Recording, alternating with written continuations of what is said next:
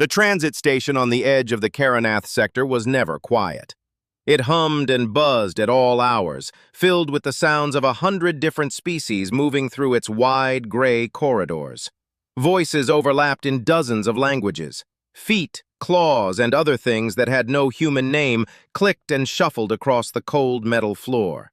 The air smelled like fuel, recycled oxygen, and something faintly sweet that no human had ever been able to identify. Calvin Marsh did not mind the noise. He had been working at the station for 4 months now, long enough to stop noticing it the way a person stops noticing the sound of rain after a while. He was not a soldier or a diplomat or an explorer. He was just a young man from a small town in Ohio who had signed up with a humanitarian aid network because he believed, quietly and without making a big deal of it, that people who needed help deserved to get it. He was 28 years old, average height, with brown hair that never sat flat no matter what he did to it, and a face that people tended to trust without knowing exactly why. He wore the simple gray uniform of a station volunteer, a little worn at the elbows, with a small patch on the left shoulder that said, "Aid Crew," in 6 galactic languages. His shift that evening had been a long one. He had spent 8 hours behind the food distribution counter, scooping portions of grain cakes and protein broth into containers for the long line of refugees that moved slowly past. Some of them nodded at him. Some did not look at him at all. A few looked at him with the careful, measuring expression that many alien species used when they were not sure what to make of a human. He smiled at all of them the same way, calm and easy, and kept the line moving.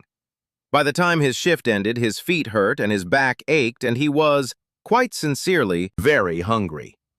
He collected his own meal from the back of the kitchen, the standard volunteer ration for the evening. It was not impressive.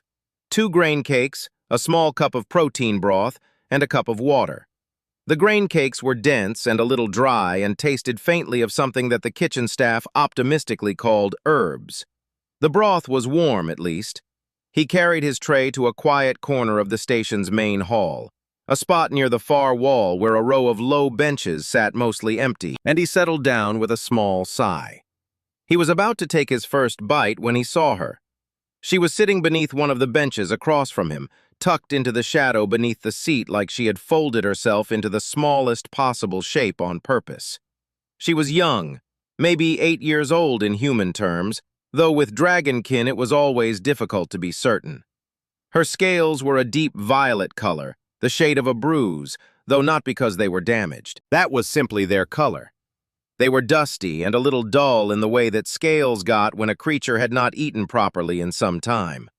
Her face was thin, her cheekbones were too sharp, and her eyes, which were a bright and striking gold, were fixed on Calvin's tray with an expression he recognized immediately. Not because he had seen it on an alien face before, but because hunger looks the same on every face in the galaxy once you know what you are looking at. She was not begging. That was the thing that caught him first. She was not approaching him or making any sound or gesture that could be called asking. She simply sat there in the shadow with those big golden eyes locked on his food, and she was very clearly pretending that she was not doing exactly that. Calvin held his grain cake halfway to his mouth and stopped. He looked at her. She noticed him looking and immediately shifted her gaze to the middle distance, staring at nothing in particular with the practiced blankness of a creature that very much wanted him to believe she had not been looking at his food at all. Calvin lowered his grain cake slowly. He looked at his tray. 2 grain cakes. A small cup of broth. Barely enough for him after a long shift, if he was honest about it. He looked back at her. She was still staring at the middle distance, chin raised slightly, tail curled tight around her feet. Then it happened. It was a small sound. She clearly did not mean to make it. It was not a word and not quite a cry, somewhere between a whimper and a soft, clicking sound that sat low in the throat. A draconic sound that he had no translation for but needed none. It escaped her for just a second before she pressed her narrow jaw shut, and her scales flushed darker with what he understood, even across all that difference, was embarrassment. She had been sitting there long enough that her body had spoken before her pride could stop it. Calvin did not say anything. He did not make a face or stand up or draw any attention to the moment at all. He simply picked up his tray very calmly, leaned forward, and slid it gently across the floor toward her. It crossed the distance between them with a soft scrape of metal on metal and came to rest a few inches from her feet. Then he sat back, picked up his cup of water, and looked at the far wall. He did not look at her. He did not wait to see what she would do. He simply gave her the only thing he had left to give that evening, and then he looked away, so that whatever she chose to do next, she could do it with her dignity still intact. Zira did not move. She sat beneath the bench with her tail curled tight around her feet and her golden eyes fixed on the tray that now rested just a few inches away from her.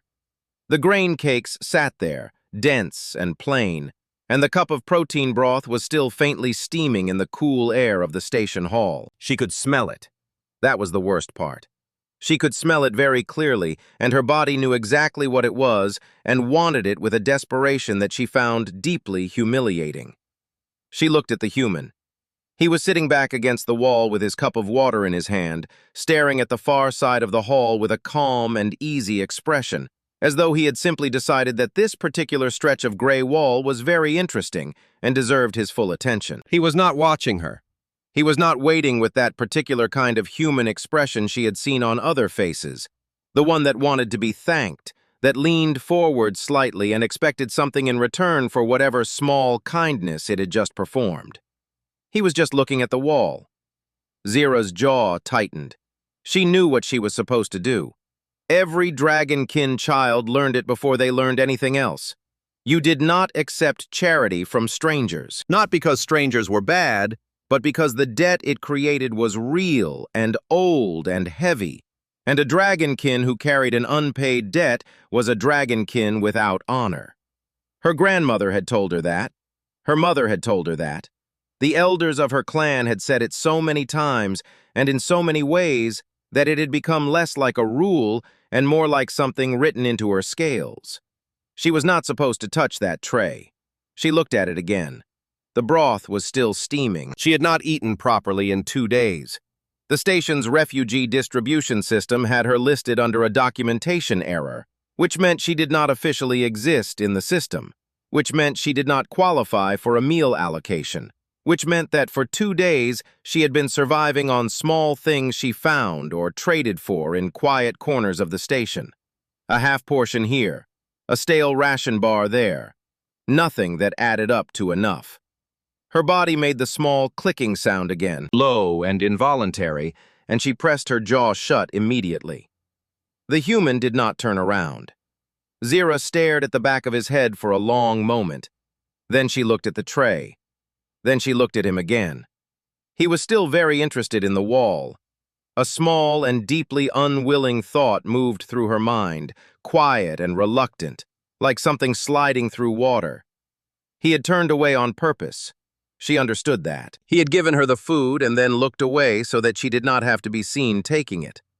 That was either very clever or very strange, or possibly both. She reached out one small clawed hand, slowly and carefully, and pulled the tray toward her. She did not eat the way hunger wanted her to eat. She did not grab or rush or lose herself in it the way she had seen other refugees do when food finally reached them after too long. She ate the way she had been taught to eat, with deliberate and measured movements, each bite taken with the quiet control of someone who understood that how you did a thing said something about who you were. Even now, even here, even under a bench in a refugee station at the edge of a sector that nobody important paid attention to. She ate every grain cake. She drank the broth. She set the empty cup back on the tray with a small and precise click.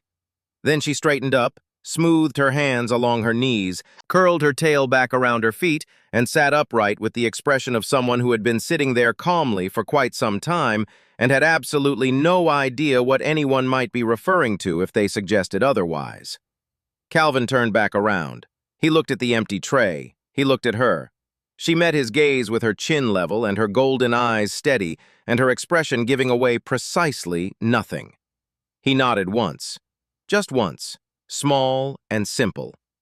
Then he said, in a voice that was conversational and light, and attached no significance whatsoever to anything that had just happened. "The grain cakes here are not great, but they do the job." Zira blinked. She had been prepared for several things: a smile that wanted something, a comment that drew attention to what she had done, a question about whether she felt better now, asked in that soft and pitying tone that some of the aid workers used when they thought they were being kind. She had been prepared for all of those things and had already decided how she would respond to each of them.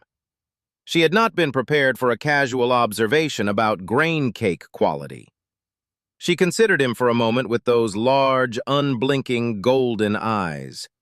He was looking at her with a patient and unhurried expression, the way someone looks at another person when they are genuinely comfortable with silence and are not trying to fill it with anything.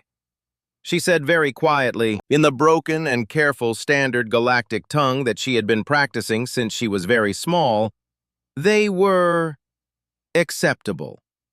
Something shifted in Calvin's face.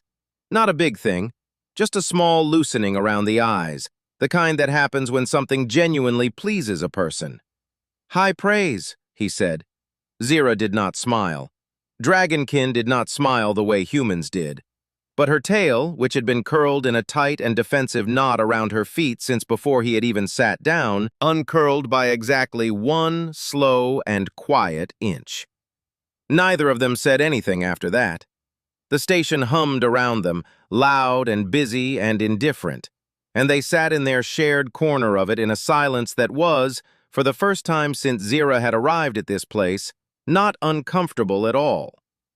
3 days passed before Zira allowed herself to admit that she was watching for him. She did not frame it that way in her own mind, of course. She simply noticed, in a purely observational way, that the human aid volunteer with the brown hair that would not sit flat tended to arrive at the food distribution counter at roughly the same time each evening. She noticed this the way one notices patterns in things, the way her grandmother had taught her to read the wind and the movement of clouds. It was simply an observation. It meant nothing in particular. She told herself this on the 3rd evening when she found herself positioned near the entrance to the main hall at exactly the time he usually arrived. Calvin walked in at his usual hour, gray uniform slightly rumpled from a long shift, carrying the easy and unhurried walk of someone who was tired but not defeated by it. He collected his tray from the kitchen, scanned the hall in that quiet way he had, and made his way to the same corner bench where he had sat the first night. Zira watched from across the hall. His tray had slightly more on it than usual. 2 grain cakes, the same as before, but also a second small portion of broth, and what appeared to be a side of pressed vegetable rounds that the kitchen occasionally added to volunteer rations. He set the tray down, settled onto the bench, and then did something that made Zira go very still. He slid the extra portion of broth and 2 of the vegetable rounds to the far edge of his tray. Not onto a separate plate, not held out toward her, just moved to the edge, the way someone moves something they are not currently using to make space. It was a very small and very casual movement that could have meant anything or nothing at all. Zira looked at the edge of the tray for a long moment. Then she walked across the hall and sat down on the bench across from him. She did not say why she had come. She did not acknowledge the food at the edge of the tray. She sat with her back straight and her tail curled and her expression neutral, and after a moment she reached out and took the vegetable rounds with the same quiet and deliberate composure she had used 3 nights ago, as though she were simply retrieving something that already belonged to her. Calvin took a bite of his grain cake and said nothing. They sat like that in their comfortable and wordless arrangement for several minutes. Then Zira noticed a stack of empty supply containers that a station worker had left piled carelessly near the end of the bench, waiting to be moved to the storage corridor. Without thinking about it very much, she stood up, stacked them correctly and efficiently in the way her clan had taught her to stack cargo on their ship, and carried them to the storage corridor entrance. When she came back, Calvin was watching her with a mildly impressed expression. "You did not have to do that," he said. "I was not doing it for you," she said. "It was untidy." "Right," he said, and there was that small loosening around his eyes again. She sat back down and finished the broth. This became the shape of the days that followed. Calvin arrived at his usual hour. The edge of his tray always had something on it, never dramatically more than the night before, always just slightly extra, arranged in a way that gave her the same quiet dignity as that first night. Zira appeared, always with some reasonable alternative explanation for her presence, and always ended up helping with something nearby. She restacked containers. She straightened the row of benches that always ended up crooked by midday. She helped a small and confused creature from a species Calvin did not recognize find the registration office when it was clearly lost. The other aliens in the station noticed. This was inevitable. Refugee stations were, among other things, places where people had very little to do except observe one another. A dragonkin child voluntarily spending time near a human volunteer was not something that went unremarked. An elderly amphibian trader who sat near the corridor entrance every evening mentioned it to a group of others. A cluster of avian refugees discussed it in their own language, with what Calvin's translation earpiece summarized as considerable interest. A large and generally silent insectoid creature that had never spoken to Calvin directly went out of its way to walk past his bench and look at Zira, and then at Calvin, and then make a sound that the earpiece translated as unexpected. Calvin found all of this quietly amusing. Zira pretended not to notice any of it. But in the gaps between the silences, they talked. It came slowly, in the way that real conversation between people who are not quite sure of each other tends to come. Small pieces, offered and received.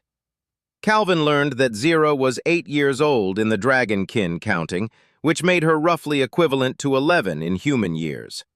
He learned that she had grown up on a clan ship that moved between 6 systems on a traditional route that dragonkin had been traveling for longer than most human civilizations had existed. He learned, in the careful and indirect way she offered information, that the ship was gone. That a border conflict between 2 species whose names meant nothing to most humans had put it in the wrong place at the wrong time. That she had been on the station's outer observation deck when it happened, and so she was here, and the ship was not. She did not say the word family. She did not have to. Calvin listened without filling the silences with unnecessary things. When she stopped talking, he did not push. He simply nodded and let the story sit between them the way it needed to. That evening, after she had gone, he opened his datapad and navigated to the station's refugee registration system. He typed in her name. The system returned an error, a documentation flag, a bureaucratic dead end that would have stopped most people immediately. Calvin looked at it for a moment. Then he opened a second window and began writing a formal appeal. Zira found out about the datapad on a Tuesday. She had come to the main hall a little earlier than usual that evening, for no particular reason that she was willing to examine too closely, and she had spotted Calvin sitting at the far end of the bench before he saw her. He was not eating. His tray was pushed to one side and he was leaning forward with his elbows on his knees, frowning at the screen of his datapad with the focused and slightly frustrated expression of someone working through something difficult. She crossed the hall quietly, the way dragonkin moved when they were not trying to be heard, and she was close enough to see the screen before he noticed her. Her own name was on it. Not just her name, her full registration record. Or rather, the place where her registration record should have been and was not. The documentation error that the station system had been returning for weeks was displayed across the top of the screen in flat official text, and below it was a long and detailed appeal document that Calvin had clearly been working on for some time. It had dates on it, references to station policy, the names of 2 different administrative offices. It was not a short document. Calvin looked up and saw her standing there. For a moment, neither of them said anything. Zira looked at the screen. Then she looked at him. Her golden eyes were very still in the way they got when she was thinking carefully about something. "Why are you doing that?" she said. It was not quite a question. It was the kind of sentence that sits on the border between a question and an accusation, waiting to see which way things go. Calvin sat back. He did not look embarrassed at being caught, which she had half expected. He just looked at her with that calm and straightforward expression that she had come to understand was simply how his face worked. "Because someone should," he said. Zira stared at him. That is not an answer. It is the only one I have got, he said simply. She stood very still for a moment longer. Then she sat down on the bench, not across from him this time, but on the same bench, a careful distance away, and she looked at the datapad screen with an expression that was working very hard to be neutral and not quite succeeding. The documentation error had been there since she arrived. She had gone to the registration desk herself on the second day, stood in the long and slow-moving line, and explained the problem to the officer behind the counter in her most careful, standard galactic tongue. The officer had looked at his screen, told her there was a flag on her file, told her it needed to be resolved by a different office, given her a number to take to that office, and sent her away. The other office had told her the flag needed to be cleared by the first office. She had gone back. The first office had told her she needed additional documentation that had been on the clan ship that no longer existed.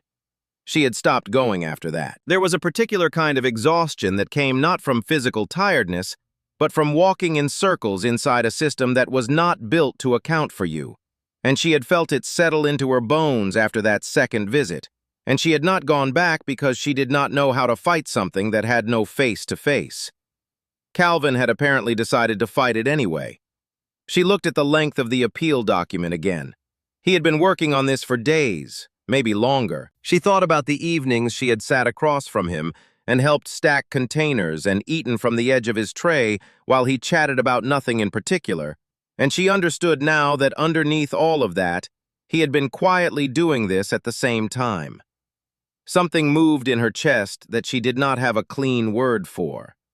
Then the training of her childhood arrived, steady and familiar, and she knew exactly what she had to do.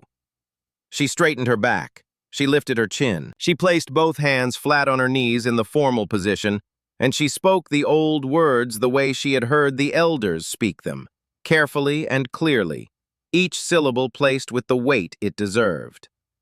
Calvin Marsh, she said, using his full name for the first time. I, Zira of the Violet Scale Clan, acknowledge a debt. You have given me food when I was hungry. You have worked on my behalf without being asked.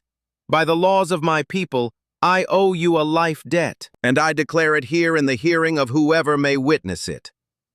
She finished and sat with her chin up and her eyes steady, waiting. Calvin was quiet for a moment. He looked at her with an expression she could not immediately read. Then he said, I do not accept it. Zira blinked. You cannot refuse it. That is not how it works. The debt exists whether you accept it or not.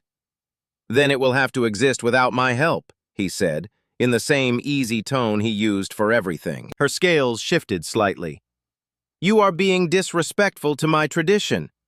I am not, he said, and his voice was gentle but clear. I respect your tradition. I just do not think what happened between us fits inside it. She opened her mouth. He continued before she could speak. Where I come from, he said slowly, choosing his words with a care she had not heard from him before. When you share food with someone, you are not creating a debt. You are not doing a transaction. You are saying something. Zira waited. You are saying that this person in front of me matters. That is all. No debt, no repayment. Just, you matter, so here is food. The station hummed around them. Somewhere across the hall, a group of avian refugees were having a loud discussion about something. A child from a species Calvin did not know was chasing a small, floating cleaning drone in circles near the entrance and laughing in a high, clear sound. Zira sat very still. Her golden eyes were fixed on his face. You matter, she said slowly, as if she were turning the words over individually to examine each one. That is what it means. That is what it means, he said. Another silence, a long one. Then she said, in a voice that was quiet and slightly rough at the edges in a way it usually was not, No one has said that to me since the ship. Calvin did not fill that sentence with anything. He let it be what it was. He just nodded once, the same small and simple nod as the first night, and looked at the middle distance. Zira looked down at her hands. Her scales shifted color slightly, moving from their usual deep violet towards something warmer, a color that had no name in standard galactic tongue but meant, in the language of dragonkin bodies, that something had reached past the place where words lived. She sat with it for a moment. Then she looked up. "Humans," she said quietly, "are very strange." Calvin smiled. It was a real one, the kind that reached all the way up. "Yeah," he said, "we really are." The appeal took 3 weeks. Calvin had expected it to take longer, honestly. The station's administrative system was the kind of bureaucratic structure that seemed to have been designed by someone who believed that making things difficult was the same as making things thorough. Every document he submitted was returned with a request for a supporting document. Every supporting document required a reference number from a different office. Every reference number needed to be verified by the first office. He kept going anyway. He came in on his days off and sat at the small volunteer workstation near the back of the aid office and wrote careful and detailed letters to administrators whose names he had to look up. He asked his colleague, a quiet woman named Diane, who had worked at the station for 6 years and knew where every body was buried, administratively speaking, to help him understand which office actually had the power to resolve the documentation flag. Diane looked at the file, looked at him, said, "This is going to be painful," and then sat down next to him and helped him anyway. He filed a formal cross-office resolution request on a Wednesday. He received a rejection on Thursday. He appealed the rejection on Friday. He did not hear back for 5 days. On the 6th day, he walked to the administrative wing in person and stood at the counter and explained the situation to a tired-looking officer in a calm and polite and completely immovable way until the officer agreed to escalate the case to a senior reviewer. The senior reviewer took 4 more days. On a quiet Thursday evening, 3 weeks after Calvin had first opened that appeal document, a notification arrived on his datapad. He was behind the distribution counter at the time, halfway through his shift. He read the notification once. Then he read it again to make sure he had understood it correctly. Zira's documentation flag had been cleared. Her registration was now valid. She was officially in the system. He finished his shift. When he came out to the main hall with his tray, she was already at the bench. She had taken to arriving before him most evenings now, which she continued to explain through a rotating series of entirely unrelated reasons. Tonight she was sitting with her back straight and her tail curled, and she appeared to be studying the far wall with great concentration. Calvin sat down across from her. He turned his datapad around and set it on the tray so the screen faced her. She looked at it. She read the notification. He watched her eyes move across the words once, then again, then a third time in the slow and careful way of someone making absolutely sure they are reading what they think they are reading. Her scales shifted. That warm color moved through them again, the one with no name in any language except the one her body spoke on its own. She did not say anything for a long moment. Then she said very quietly, "It is done?" "It is done," Calvin said. "You are in the system. Full registration. That means shelter allocation, education access, and they will begin kin placement processing next week. It will take time, but it is moving now." Zira looked at the datapad screen for another moment. Then she looked at her hands. Then she looked at the wall. Calvin gave her the silence she needed. He picked up his grain cake and ate it and did not rush anything. It was 4 days later that she was waiting at the bench when he arrived, which was not unusual. What was unusual was that she had something with her. It was wrapped in a piece of cloth that looked like it had come from one of the fabric traders that set up near the station's east entrance on market days. The wrapping was neat and precise, folded with the careful exactness of someone who had taken the folding seriously. She set it on the bench beside her and did not mention it when he sat down. He did not mention it either. They sat for a few minutes in their usual comfortable quiet. Then Zira reached over, picked up the wrapped item, and set it on his tray without a word. She sat back, put her chin up, curled her tail around her feet, and looked at the far wall. Calvin looked at the package, then at her. She continued to study the wall. He unwrapped it carefully. Inside was a loaf of bread. It was dense and dark and shaped in a flat round that he did not recognize from any human tradition. It was covered in a pattern of small pressed marks around the edge, the kind of decorative detail that takes time and deliberate effort to make. It smelled of spices he had no names for, warm and deep and slightly smoky. The edges were singed, not badly but noticeably, in the way of something cooked with great care by hands that were not entirely used to the equipment. He understood immediately what it was. Dragonkin travel bread. Traditional, old. The kind of food clans made for journeys, for important occasions, for moments that mattered. She had traded station tasks for ingredients.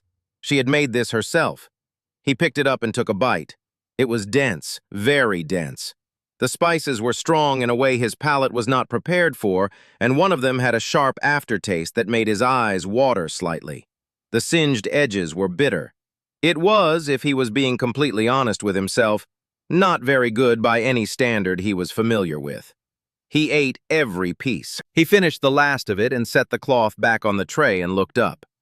Zero was watching him now. She had abandoned the wall. Her golden eyes were on his face with an expression that was trying very hard to be unreadable and failing in the small ways that mattered. "Now we are even," she said.